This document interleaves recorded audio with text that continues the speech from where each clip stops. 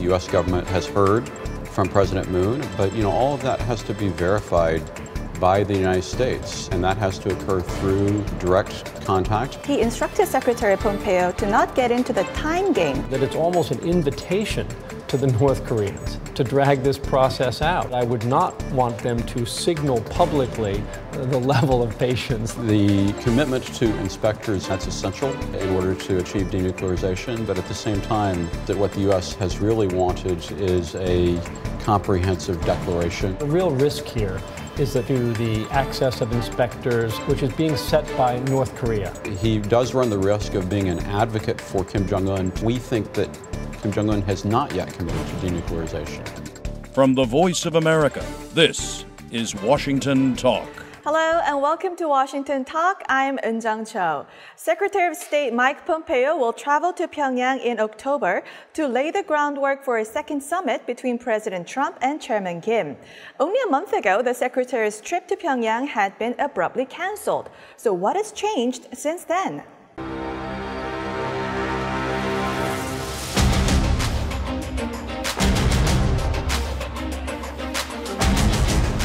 The United States continues to engage with North Korea to implement the commitments made in Singapore.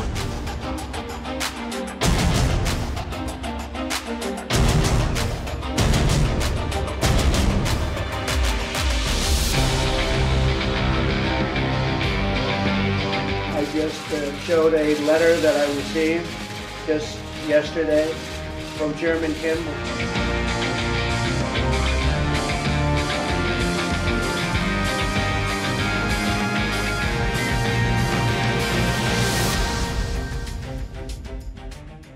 Now my guest today, Mr. Frank Jannuzi, President of the Mansfield Foundation and former advisor to the Senate Foreign Relations Committee. Also joining us today, Mr. Scott Snyder, Director of U.S.-Korea Policy Program at the Council on Foreign Relations. Mr. Snyder worked as an Asia specialist in many think tanks for more than 20 years. Welcome to the program. Thank you. Good morning. Now, President Trump canceled Secretary Pompeo's trip a month ago, abruptly canceled it, citing a lack of progress. So now that Secretary is traveling to Pyongyang, it must mean that there's a reason to believe that this trip will be successful. So what do you think North Korea guaranteed to the United States? I don't think that we know exactly what North Korea guaranteed, but I think that it's clear that President Moon's visit to Pyongyang elicited, first of all, an additional commitment by Kim Jong-un to the concept of denuclearization, and of course also some commitments to inspections of the missile site and possibly Yongbyon. And now we have to follow up and find out whether indeed on the U.S. side we can also confirm North Korea's commitment to denuclearization and accompanying concrete steps in that direction. Now, in the past couple of weeks, the leaders of the two Koreas and then the leaders of South Korea and the United States had met. And President Trump said you'd be surprised looking at what's going on behind the scenes. So do you think there was some kind of a closed-door agreement on what U.S. and North Korea will give and take? And do you think the parties involved share more mutual understanding now than before? Well, I certainly am impressed by the intensity of the collaborative efforts between the United States and Seoul. I think the United States in recent months has been making intensive efforts to strengthen the dialogue channels from the highest levels of the U.S. government to President Moon. You've got Steve Biegun making trips, you've got Mark Lambert from the State Department making trips, you've got Pompeo very active in the region. And I just get a sense that there's an awful lot going on in terms of coordination. And I think that one of the reasons why the Pompeo visit is back on to Pyongyang is because there was close consultation between Washington and Seoul about the summit meeting between President Moon and President Kim, and I suspect that Washington was not surprised by any of the outcomes of that meeting, and that's a good thing for the diplomacy. We definitely shouldn't be surprised by anything that happened in Pyongyang. I do think that there might have been some areas where we were a little bit surprised, especially on the military aspects of the agreement to implement the Panmunjom Summit Declaration. So what was not in the Pyongyang Declaration but was later explained by Seoul to Washington was that North Korea will accept IAEA and U.S. inspectors. Now, was this explanation by Seoul meaningful or useful in moving the process forward? I think it's complicated because the commitment to inspectors is a step forward, a tangible step forward toward a possible verification process, and that's essential in order to achieve denuclearization. But at the same time, it seems that what the U.S. has really wanted is a comprehensive declaration of North Korean materials and facilities, and the steps that North Korea took in the context of the Pyongyang summit fall far short of that. I think Scott makes a good point. The real risk here is that the United States is setting up a norm with respect to the access of inspectors, their ability to do their jobs, which is being set by North Korea. So once the United States begins a observation, inspection, monitoring process, it's going to be hard for the United States down the road to demand a higher level of transparency, a higher level of access. Will these inspectors be able to bring technical equipment with them of their own, or will they be depending on the North Koreans? Will they be able to travel outside of the geographic boundaries that the North Koreans set for them when they are invited to come monitor activities at Yongbyon? I don't believe that these questions have been answered yet. And there is some risk that once we begin an inspection process using North Korea's rules, that it's going to be awfully hard to reset the rules down the road. Frank just mentioned that U.S. is now following norms set by North Korea. Now, on that point, President Moon is saying so much more than what's actually on the agreement. President Moon says that when North Korea says complete denuclearization, that's the same as CVID. He also said that right after the summit, he said observation of experts, permanent dismantling is the same meaning as verifiable and irreversible. So clearly, President Moon's interpretation and subsequent U.S. understanding is much more than what's actually on the declaration. So is there any danger in reading between the lines? I think that we've made a step forward, and a lot of what President Moon is doing is trying to reframe some of the things that we want from North Korea. Maybe in language that is slightly different from their traditional language, because some of that language has taken on particular political meanings. But at the same time, it's going to be necessary to nail down exactly what those terms mean, and I hope that President Moon was able to do that effectively in his conversations with Kim Jong-un. I was always, frankly, deeply uncomfortable with the concept of irreversibility, because the scientists will tell you that that's not achievable. You can completely eradicate a program, take apart every brick of every building, and those buildings can be reconstructed 20 years from now, unless you're talking about somehow, killing every nuclear scientist in North Korea, every engineer. There's no such thing as irreversible denuclearization. So I think by dropping that jargon, the United States and North Korea actually are taking a step toward a more practical, enforceable commitment to denuclearization. So I think, as Scott says, we need to make sure that we define the terms that we're using the same way. But I've got no problem with President Moon taking that CVID term out of his lexicon. Mm-hmm. Still, U.S. government's policy goal is CVID, and that is now being expressed as final and fully verified denuclearization. Now, since these terminology is very murky and we're still proceeding with the diplomatic process, is there any fears that U.S. may be lowering the bar and maybe stepping back from demanding the full and final verified denuclearization from North Korea? Not as a final objective, I don't think. I think it's pretty clear that we need something like complete denuclearization of North Korea, however that might also be defined. But right now we are trying to figure out how to start a process with North Korea. And that's a real challenge because there's risk in trying to insist on a complete declaration on the front end. At the same time, there is risk in allowing North Korea to set the tone by identifying initial steps and trying to take a few bites out of the apple without allowing us to make sure that the entire apple is eaten. And so I think there's a lot of complexity and actually real challenge in terms of figuring out how to interact with North Korea in a productive way, given the overall level of distrust between the two sides. President Trump recently said that he instructed Secretary Pompeo to not get into the time game, that it doesn't matter if it's 2 years or 3 years or 5 months.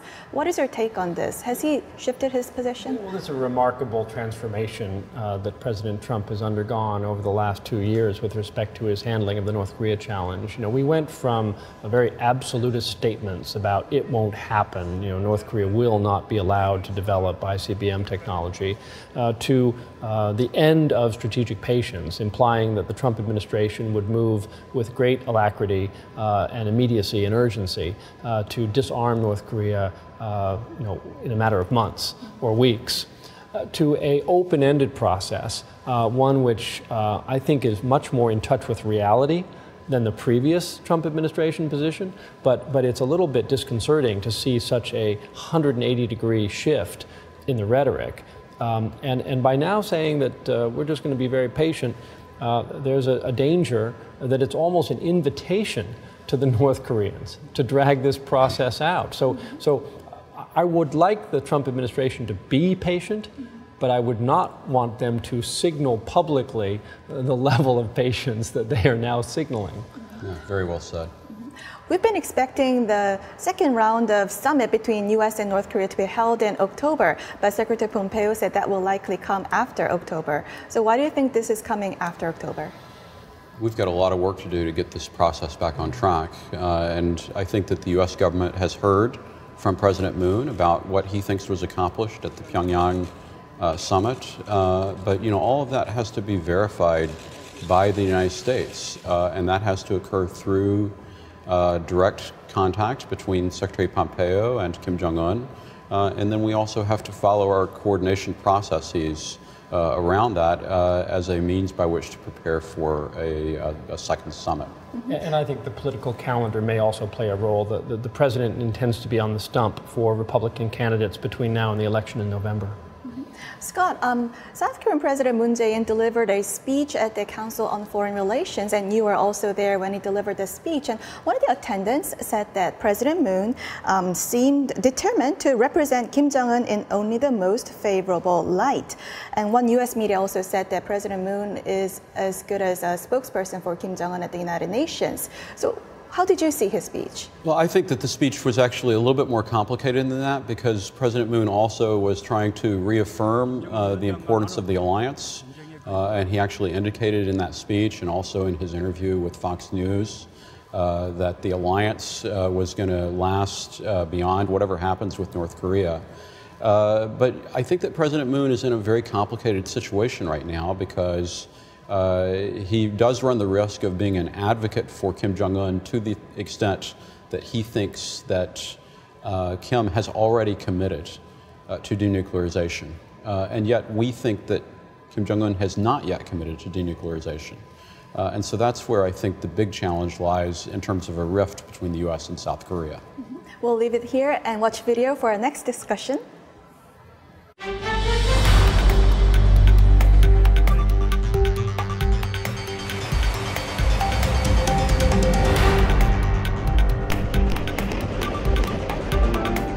Rocket Man is on a suicide mission for himself and for his regime.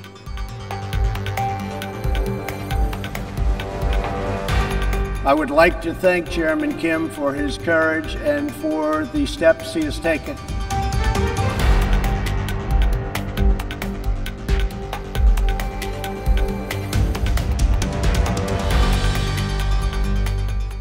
A lot has changed from a year ago when President Trump called Chairman Kim a rocket man and said the U.S. would totally destroy North Korea if necessary. This week, President Trump returned to the UN General Assembly and said the U.S. is seeking a bold and new push for peace with North Korea. Now, President Trump's UNGA speech was starkly different from a year ago. So from the war of words to now the summit diplomacy, during those 1 year, what do you think was the most biggest achievements for the Trump administration in the North Korea policy? I think they successfully took an intensive sanctions regime a North Korean leader who was looking to reorient his priorities from security towards economic development, and a South Korean president who was committed to engagement. I think the Trump administration successfully looked at those three conditions and pivoted eventually from the pressure campaign to engagement, and they've done so rather skillfully. So they now have set the stage for what could be constructive diplomacy and meaningful progress towards peace and denuclearization. I think they've done this, and along the way, they have chosen to drop a lot of harsh rhetoric about the murderers in Pyongyang, the attacks on the leader of North Korea. And this has created political space for the North Koreans to reciprocate the engagement efforts. But I think that we should remain somewhat cautious about celebrating the diplomatic initiatives that are underway, because so far they have not yielded any meaningful steps toward denuclearization. And the real crux of this is going to come when the United States begins to insist on serious steps towards denuclearization, and we're not there yet. Secretary Pompeo said we're facing an unprecedented diplomatic opening. Do you agree? Well, that's what we're testing, and I think that we just don't know. I think that in Singapore, President Trump was right to meet the decision maker, but he didn't get the decision. And we're trying, I think, to follow up and try to get that decision. And the question really is, how long do we wait? It may be that Kim Jong-un has gone into this process not intending to make a decision at all. But then, is it possible that we can bind him to the process in such a way that the outcome that we want is achieved, even if it is not the outcome that he intends? And I think Secretary Pompeo frankly misspoke. It's not unprecedented. I think that the Clinton-Jong Myung-nak meeting in Washington, followed up by the Albright meeting in Pyongyang, held similar promise. Not identical, but similar promise to this moment that we are in today. And we squandered it. And the North Koreans helped to sabotage it in their own way as well, but it was largely on the American side. So I think that we need to be cautious and not blow this opportunity. It is a real opportunity.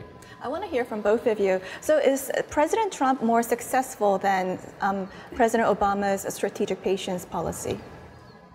It remains to be seen. I mean, I think that he has an opportunity to be more successful than President Obama was with strategic patience. And I think the key to that has actually been the engagement with Kim Jong-un directly. But so far it hasn't yielded the fruit that we desire. And so if it doesn't yield fruit, then it's not going to be that much different from what Obama did.